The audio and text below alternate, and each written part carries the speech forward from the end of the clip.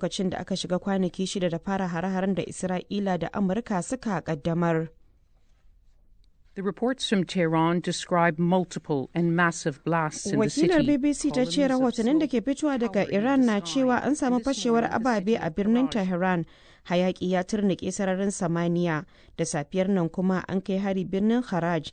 Harin ya kuma fada filin wasan kwallon kafa na kungiyar Azadi. Wani ganau a birnin Isfahan ya ce birnin ya zama tamkar sansanin yaƙi sakamakon hare-haren da ake kaiwa da kuma jiragen yaƙi da suke kewaye da shi. Mazauna Isfahan ɗin kuma na ta tserewa zuwa tudun mun tsira, inda kafar yaɗa labaran Iran ta rawaito sama da mutum 1000 ne suka mutu daga ranar da Isra'ila da Amurka suka kaddamar da yaƙi a ƙasar. Shugaba wato Ilham Aliyev na Azerbaijan ya yi alkawarin mai da martani bayan abin da ya kira harin ta'addanci da Iran ta kai kasar da jirage marasa matuƙa, sai dai sojojin Iran ɗin sun musanta kai harin jirgi maras matuƙin a wata makaranta da ke kusa da filin jirgin sama na Nakhchivan wanda ke yammacin Azerbaijan a kusa da iyakar kasar da Iran. Azerbaijan's foreign minister Ceyhun Bayramov has condemned the Iranian drone attacks. Wakilar BBC ta ce ministan harkokin wajen Azerbaijan Ceyhun Bayramov ya yi Allah wadai da kai harin, ya kuma ce kasar na da 'yancin mai da martani, ya buƙaci ganin jakadan Iran a kasar domin tattauna kan wannan batun. Akalla mutum 2 ne dai suka jikkata a harin, kuma wannan na zuwa ne bayan Iran ta kai hare-hare sansanin sojin Amurka da ke kasashen Bahrain da Qatar da Oman da Saudiya da Jordan da haɗaɗɗiyar daular Larabawa da Kuwait, yayin da ake cikin shirin ko ta kwana a kasashen Iraki da Siriya. Isra'ila ta ci gaba da kai hare-hare a Lebanon ciki kuwa har da wajen birnin Beirut, inda nan ce cibiyar mayakan Hezbollah da Iran ke marawa baya. An kwashe dare ana jin karar ababen fashewa da makamai masu linzami. Isra'ilar kuma ta gargaɗi dubban mazauna kudancin Lebanon su koma arewa domin tsira da ransu. Rana Hamud, wadda ta tsere daga kudanci zuwa arewacin birnin Sidon, ta bayyana wa BBC cewa It's very difficult. You need to prove that no, I'm against war. Ta ce lamari ne mai tada hankali da firgitarwa, bana goyon bayan yaƙi, amma babu yadda zami, dole muka fita. A nan inda muka zo kuɗin haya ya yi tsada, ɗaki ciki da falo ya kama $15,000. Jami'ai a Lebanon kuma sun ce akalla mutum 80,000 ne suka tsere wa mahallansu saboda harin da Amurka da Isra'ilar ke kaiwa. To labaran na zuwa muku ne daga nan sashen Hausa na BBC. Babbar jami'ar diflomasiyya a tarayyar Turai Kaja Kallas ta ce kasashen yankin gabas ta tsakiya sun shaida jami'ai a Turai suna cikin damuwa kan barazanar yakin basasa a Iran. Ms. Kallas ta ce su kansu kasashen Turai na cikin wannan fargabar, musamman ta tsaron tekun yankin da kokarin ganin lamura sun daidaita a mashigar Hormuz. Tana magana ne gabanin taron ministocin harkokin wajen kasashen Turai wanda za su yi ta kafar bidiyo kan halin da ake ciki a gabas ta tsakiya. A bangare guda kuma har yanzu Iran bata bayyana wanda zai gaji jagoran addinin kasar marigayi Ayatollah Ali Khamenei ba, wanda harin Isra'ila da Amurka ya hallaka a ranar Asabar din da ta wuce, ba kuma a sanar da lokaci ko ranar da za a yi masa janaza ba, bayan dagewa da hukumomin kasar Iran din suka sanar. Akalla mata da yara kusan 100 aka sace a harin da 'yan Boko Haram suka kai wani sansanin 'yan gudun hijira a jihar Borno da ke arewa maso gabashin Najeriya. Rahotanni zirai sun bayyana cewa an kashe sojoji 9 a harin da aka kai garin Ngoshe. 'Yan Boko Haram kuma sun cinna motoci da tankoki wuta tare kuma da kwashe makamai. Sun kuma kashe limamin masallacin sansanin 'yan gudun hijirar kafin su yi awon gaba da mata da yaran. Wani dan majalisar yankin ya yi kira ga jami'an tsaro su ƙara ƙaimi a yakin da suke yi da 'yan Boko Haram wanda ke cin karensu babu babbaka a yankin. To ƙarshen labaran duniyar kenan. To a gaishe da Badriya Tijjani Kalarawi da labaran duniya daga nan sashen Hausa na BBC. To yanzu kuma sai rahotanni. Ƙungiyoyin 'yan adawa na Kurdawa a Iran da ke arewacin Iraki sun musanta rahotannin da ke cewa wasu dakarunsu sun tsallaka zuwa Iran. Ana ta samun raɗe-raɗin cewa shugaba Trump na so dakarun Kurdawa su shiga yakin da ake yi domin su taimaka da yaƙi ta ƙasa. Sai dai fadar White House ta musanta rahotannin cewa Trump ɗin na duba yiwuwar basu makamai. Ga rahoton Amina Sahalu ɗan tata.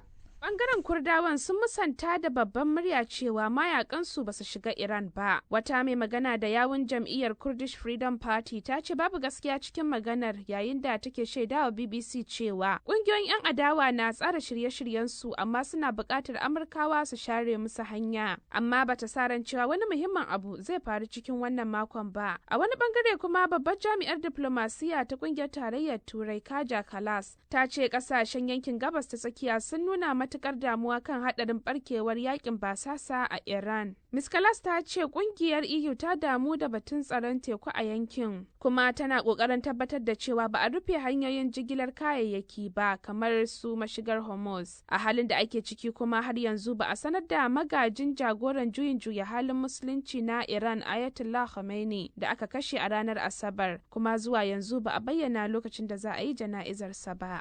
To a gaishe da Amiya Sahalu dan tata.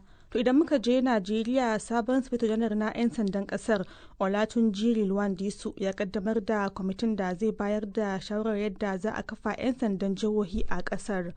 Da yake jawabi yayin kaddamarwar a jiya Laraba, ranar farko da ya soma aiki, Disu ya ce aikin kwamitin shine nazarin batun samar da 'yan sandan jihohi a wani bangare na kokarin karfafa tsarin tsaron cikin gida na Najeriya da inganta ayyukan 'yan sanda ta hanyar kai shi kusa da jama'a. Ga rahoton Haruna Shehu Tangaza. Da yake kaddamar da kwamitin, IGP Tunji Disu ya bayyana aikin kwamitin a matsayin mai matukar muhimmanci, kuma wanda ya zo daidai lokaci ta la'akari da sabbin kalubalen tsaro da kasar ke fuskanta. Ya yi nuni da cewa ana nazari ne sosai kan batun 'yan sandan jihohin ne a matsayin wani bangare na kokarin da kasar ke yi na inganta harkokin tsaro da kusantar da aikin 'yan sanda ga jama'a da kuma zurfafa shigar al'umma wajen daƙile miyagun laifuka. An dai ɗora wa kwamitin alhakin yin duba kan nau'uka iri-iri na aikin 'yan sanda da ake da a ciki da wajen Najeriya, da tantance bukatun tsaro na al'umma da sabbin matsalolin tsaro da ke tasowa, da ba da shawara kan tsare-tsaren da za a yi aiki da su wajen kafawa da kuma gudanar da tsarin na 'yan sandan jiha. Haka ma kwamitin zai ba da shawara kan yadda za a shawo kan batutuwan da suka jibanci ɗaukar aiki, da ba da horo, da bin ƙa'idojin aiki, da samar da kuɗaɗen gudanarwa, da kuma samar da ingantattun hanyoyin sa ido don tabbatar da bin ƙa'ida da aiki da ƙwarewa, da kuma ƙarfafa amincewar jama'a a gare su. Sai dai babban sufeton 'yan sandan ya bayyana cewa samar da 'yan sandan jihohin ba yana nufin za a maye gurbi ko rage yawan 'yan sandan tarayya ba ne. A'a, sai dai za su yi aiki a matsayin masu tallafawa ƙoƙarin 'yan sandan na tarayya a cikin tsarin tsaro na ƙasa. Na tambayi Dr. Kabiru Adamu, mai bincike kan lamuran tsaro a Najeriya da yankin Sahel, yadda yake kallon wannan matakin da sabon babban sufeton 'yan sandan Najeriya ya ɗauka. Na farko dai za mu jaddada cewa wannan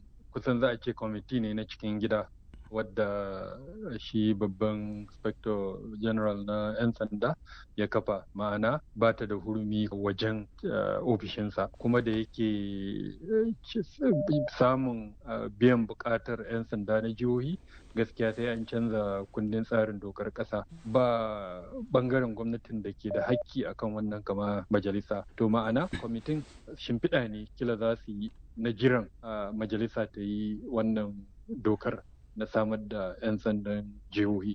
Ma'ana ko da sun yi aikinsu gaskiya sai sun jira ita majalisa ta yi wannan, to amma yin nasa din zai taimaka wurin cimma burin 'yan sandan na jihohi. Speta janar na 'yan sanda na cewa za a kirkiro 'yan sandan jihohin ne domin ƙara ƙarfafa tsarin tsaro na ƙasa da kuma ƙara kai aikin ɗan sanda kusa ga al'ummar ƙasa.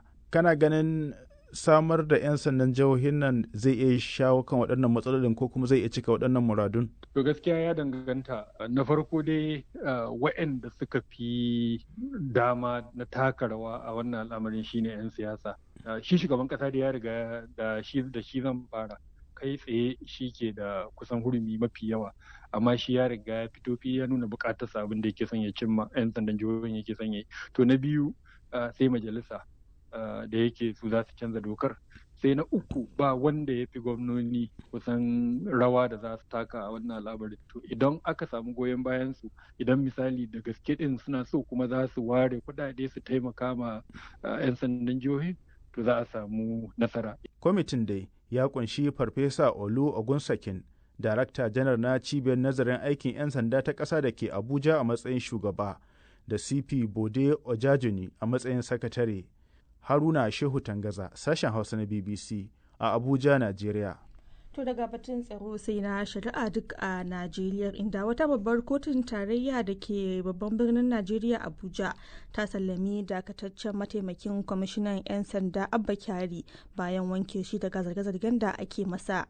Mai shari'a James Omotosho ne ya yanke hukuncin kan zarge-zarge 23 da ake masa da suka shafi rashin bayyana kadarorinsa da hukumar wato NDLEA ta kasar ta shigar.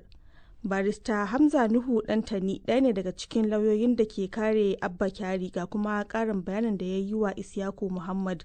farko zai iya cewa hukumar NDLA ne suka kai kararsa suna tuhumarsa da kusan caji 23 wanda ya hada da ɓoye dukiyoyinsa ko rashin bayyana dukiyoyinsa da kuma almundahana da kuɗaɗe da kuma yin amfani da kuɗaɗe na azurta kansa da kuma zargin cewa yana mu'amala da kokin wajen azurta kansa da kuma sayan wasu dukiyoyi, wadda kotu ta ce ai ita kanta NDLA ta kasa gamsar da ita akan su tuhuman da suke yi mishi, kuma abin da suka yi mishi zalunci ne kuma bai dace ba kuma bai kamata ba a matsayin mutumin da ya yi sabin aikin ɗan sanda sama da shekara 17 da kuma ya ba da gudunmuwa sosai, amma daga baya suka mai wannan mummunar sakayya wadda kotu ta yi watsi da duka karakin da suka kawo kuma ta wanke Abba Kyari a gaba ɗaya zarge-zargen da ke mishi. Kenan an wanke shi baki ɗaya da dukkan tuhume-tuhumen 23. To amma abin da nake so masu sauraro su fahimta, shi kisan Abba Kyari kala biyu ne. Akwai wanda yake